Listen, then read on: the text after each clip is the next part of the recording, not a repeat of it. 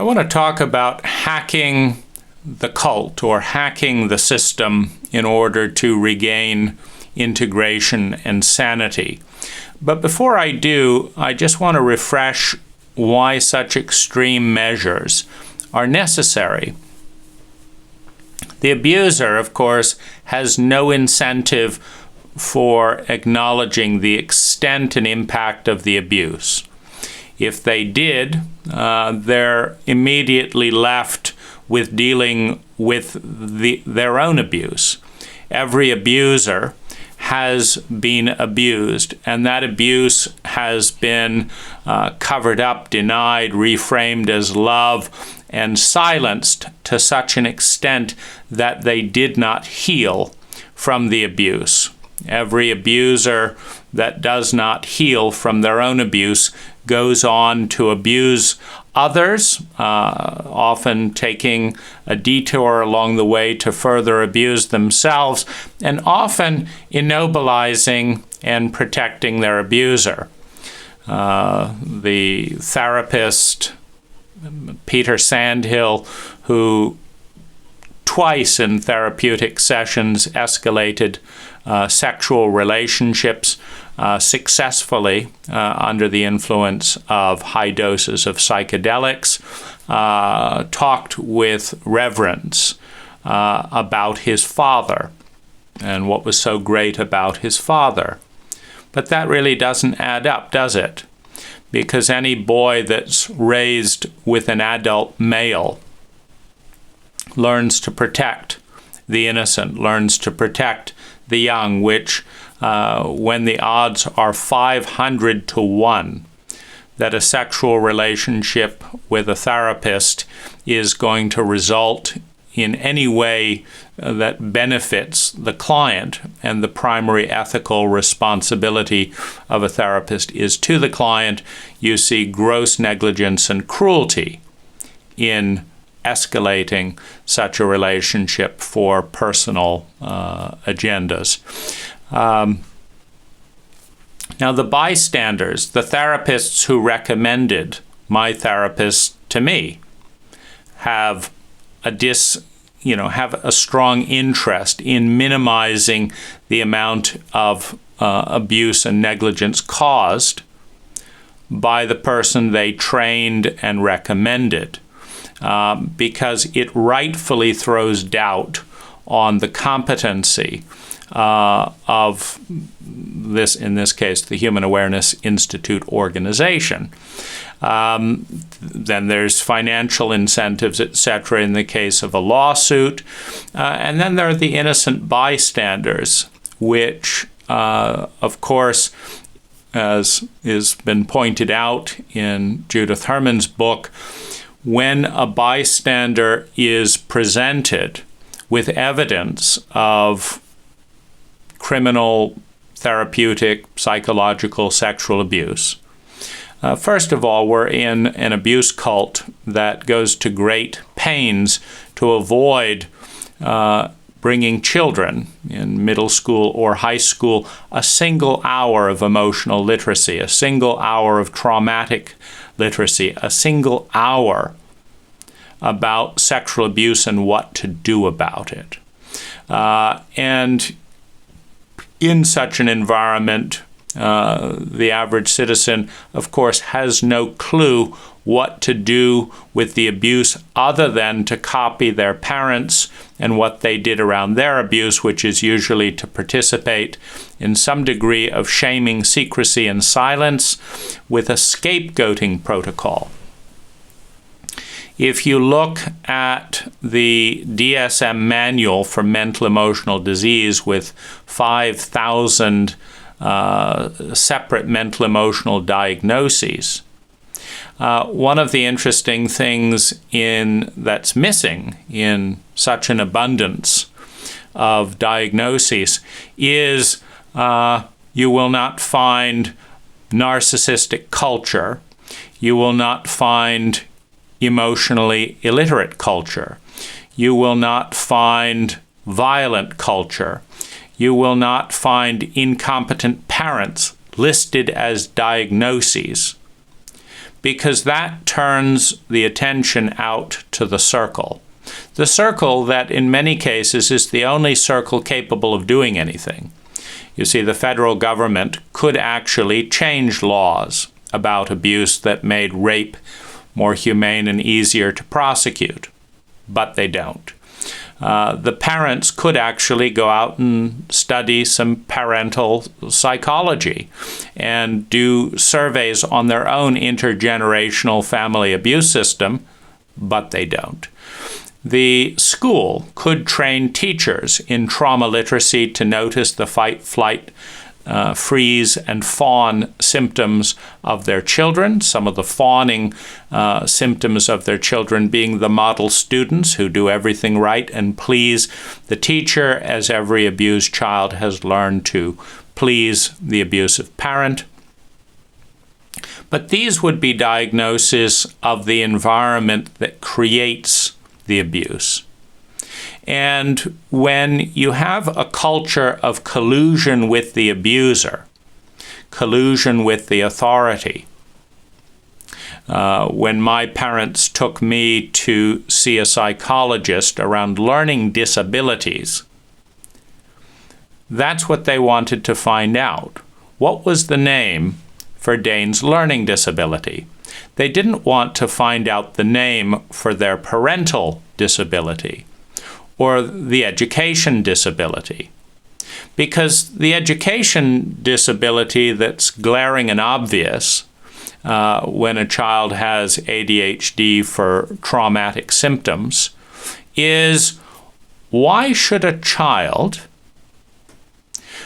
who has nightmares at home, who is being beaten, who's wondering whether their primary caregivers will get a divorce, who is wondering when they will be screamed at, who is wondering when their siblings will be hurt. Why should a sane mind that's wondering all these obvious questions turn their attention away from such real-life present threats as systematic family abuse? To look at a blackboard and imagine an imaginary dog in little bits of chalk and study, see, spot, run. Why would a sane individual ignore an actual life-threatening danger that not a single competent grown-up has the decency to turn their attention to or respond to, and instead believe the bullshit of their teachers that see, spot, run is more vital to their well-being than the racing thoughts of how they will survive another day? This is not a learning disability. This is profound educational stupidity. When we understand that 1 in 50 American children is so humiliated, so abused, so betrayed in their home environment that they willingly risk their fear of the unknown and a sociopathic environment to run away from free room and board, underage, often to be sexually exploited, but even after that exploitation decide that they feel safer away from the sociopaths at home than they do in a cult that will not protect them in the larger environment. With statistics like that, for every child that runs away, there's another 10 that's thinking about it. And for every 10 that's thinking about it, there's another 50. There's another 50 that are dealing with varying degrees of intergenerational abuse and trauma in their own lives or in the lives of their classmates and best friends that are demoralizing and damaging their ability to trust. When an abuse survivor comes forward and tells the truth, every single person in the circle has got personal stuff to deal with around the same issues. You don't know any incest survivors? You don't know any rape survivors? One rather large study, 1 in 3 women were sexually abused before the age of 18. 1 in 7 Americans is a substance addict. Addiction is commonly associated with pain management. And if you don't know, why is it that none of the people around you feel safe enough with you to tell you the truth?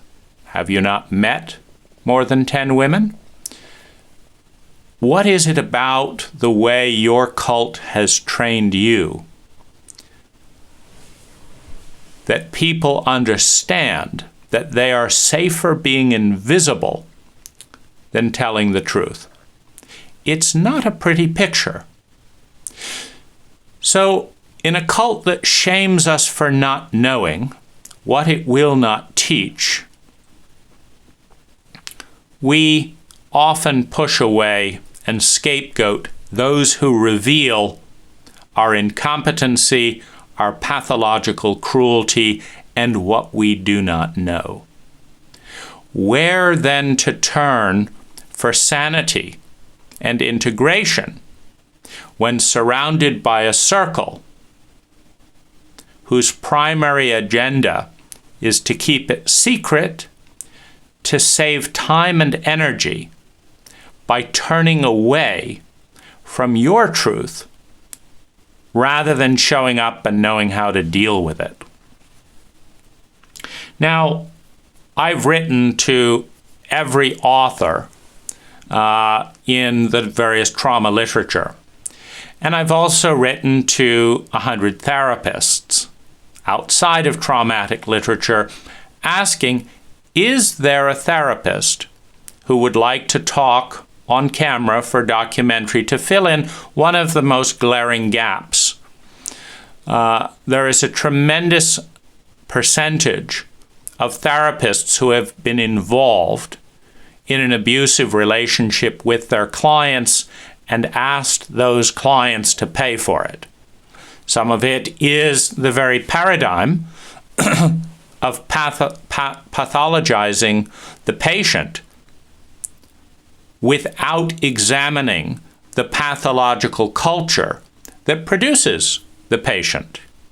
I'm a landscaper, and if I was dumb enough to put a rose in shade without any water and without any soil, I could, following statistical, therapeutic, cultural practices, stand by and start listing all the things that are wrong with the rose.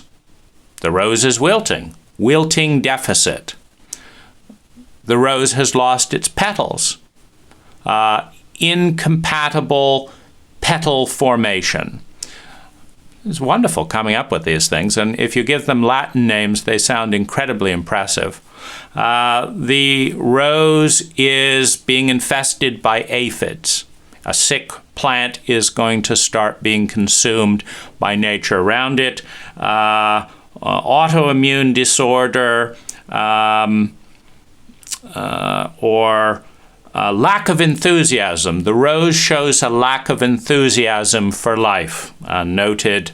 And I can systematically watch this rose wither and die before my eyes, and depending on how much nuance I want to go into, I could fill a book of everything that's wrong with this rose. And in a materialistic cult, we're all smart enough to know that I would be an idiot for taking that approach. An intelligent gardener knows that every plant wants to grow, wants to be healthy. And it's my job as the gardener to provide an environment of appropriate light, of appropriate heat, it's first my job to understand the nature of that plant and its strengths and liabilities.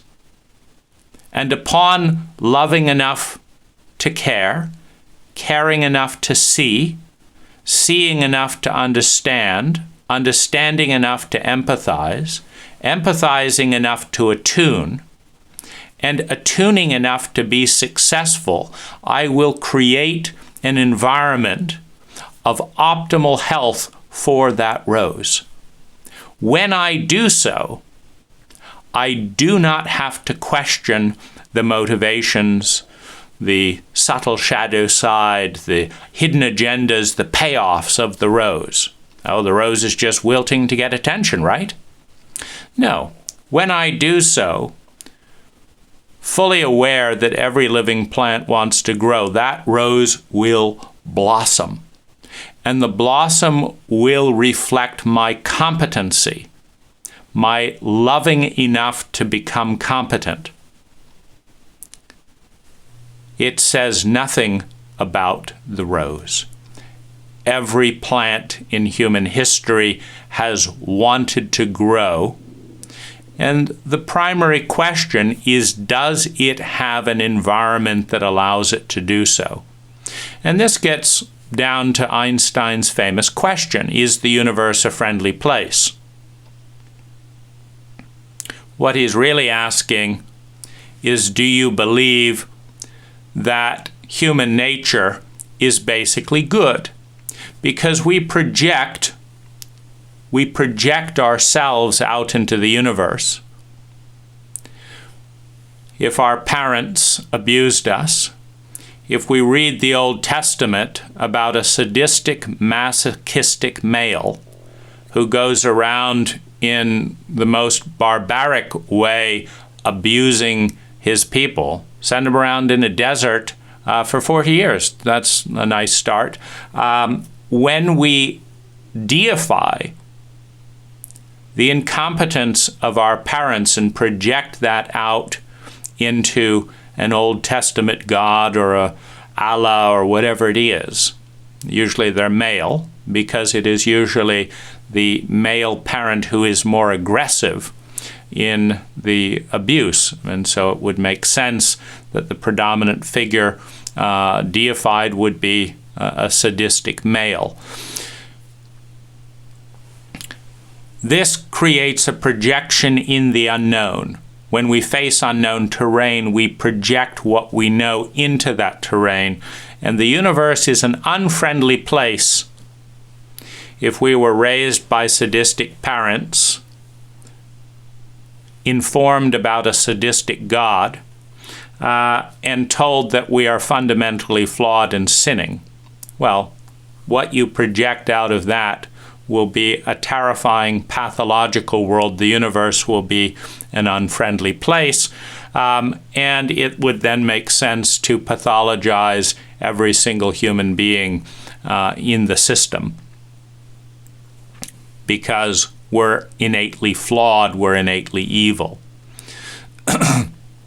If, on the other hand, we show a little humility and learn from an ecology that's 5 billion years old and created millions of species, and we understand that life is about growing, evolving, becoming more complex, that's the nature of life, that's the nature of the universe, to become more, to reach all of our potential. That every plant that's allowed the light and space to do so will fulfill its potential and has an innate drive to do so. Then we do not pathologize the human being. Rather, we diagnose the relationship with the environment. If we had a DSM manual that listed 5,000 areas of stupidity, blindness, cruelty, and willful ignorance in our culture, and just assumed that there was nothing wrong with the child, other than the symptoms of such abuse. Every single abuse pattern on the inside reflects a faulty paradigm, an ignorance, a faulty belief on the outside that is embodied in cultural memes. The culture's primary function is cult-like. It is to maintain the status quo. And it does so by creating norms based on dogma, based on ignorance, based on traumatic fears, by establishing norms which you will survive, feel some security, and have some sense of belonging if you adopt, and will be punished if you challenge the status quo, if you upset the stability of a norm, however abusive, of a dogma, however insane. And so the cult that we're dealing with is not friendly towards seeing its shame, its incompetence, its stupidity, its insanity, and its cruelty. The people around us who have been abused by such a cult are not friendly towards facing the pain, the terror, the shame, the memories in their own body from such an abuse cult. The truth teller who comes forward, the healthiest person in the room, the sanest person in the room, is the biggest threat in an abuse cult. So how do you integrate and become sane about the abuse, about the trauma, about the shame that you're carrying for the system that gave that to you? Below is a bunch of clips. Messages of sanity, messages from some of the truth tellers.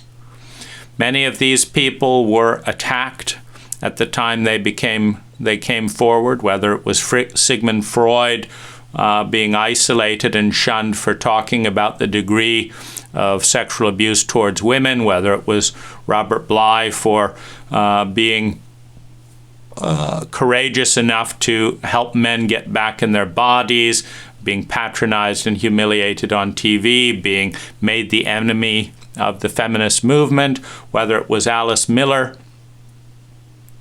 who is systematically denied, whether it is the resistance to psychohistory, the correlation of world mass murder, war, and trauma with the traumatized childhoods of the dictators that learn that you cannot fight the abusive cult.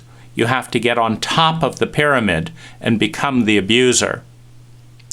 Whatever it is that's being silenced, that's being minimized, that's being shamed, there are a few truth tellers, less than 1%.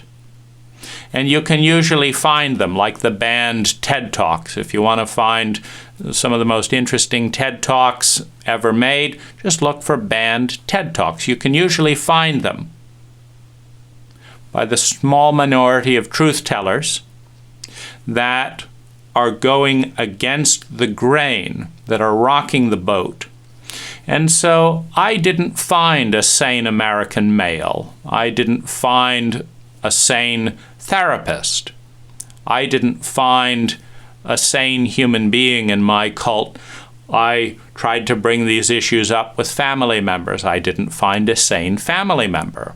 Not surprisingly, if they acknowledged the extent of the abuse by my therapist, it was simply a deeper, more abusive version of the childhood abuse system.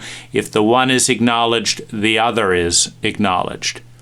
And why should anyone else want to acknowledge the abuse of this person or this person? Almost all of us have been brainwashed into becoming highly abusive and calling it normal. To look at the abuse here is to look at the abuse here.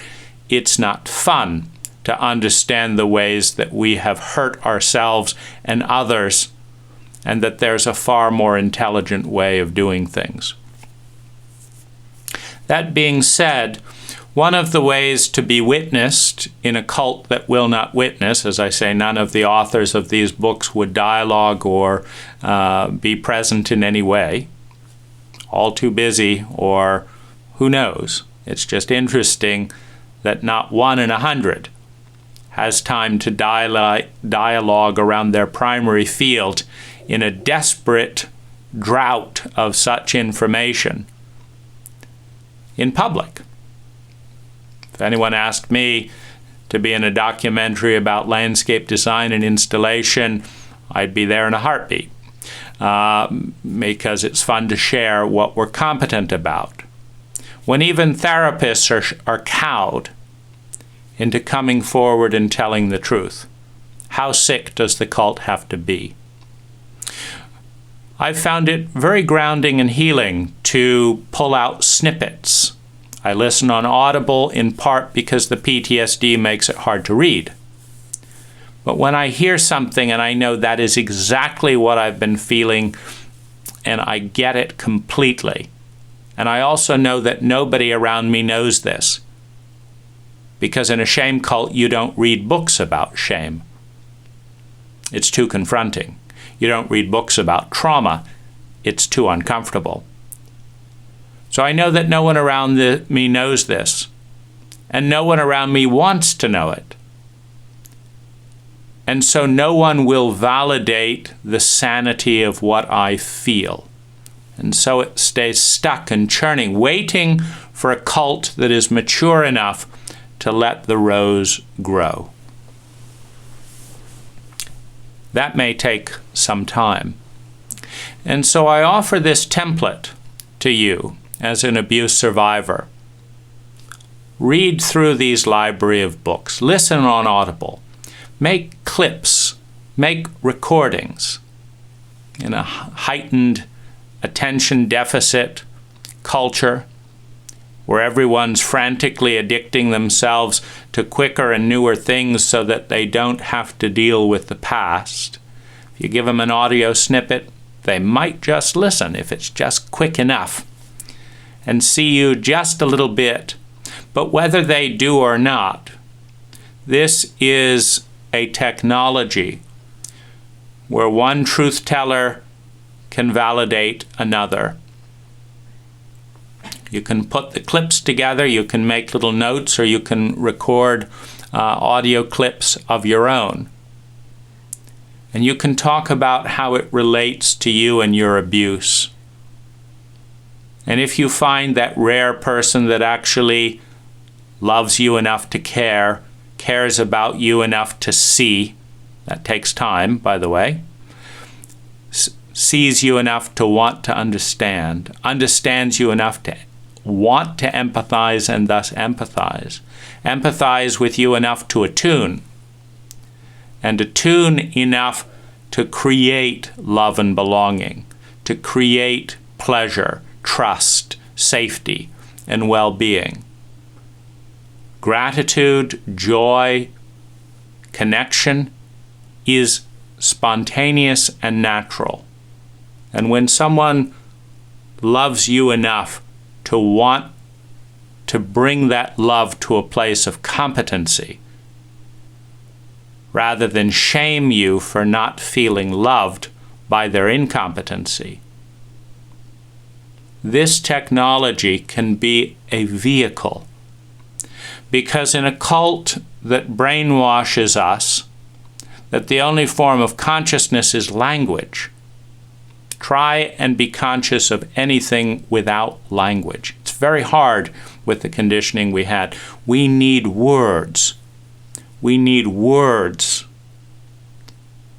to take that caring enough to see enough to understand enough to empathize.